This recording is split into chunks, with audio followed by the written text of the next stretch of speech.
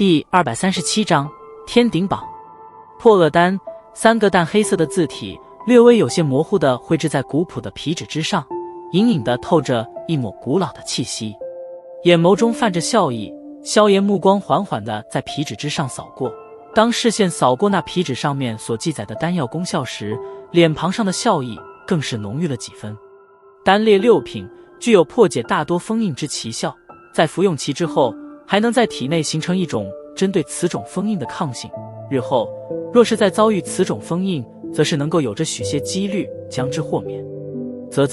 真是不错的东西。来回的扫视了一转古朴的皮纸，萧炎忍不住的咂了咂嘴。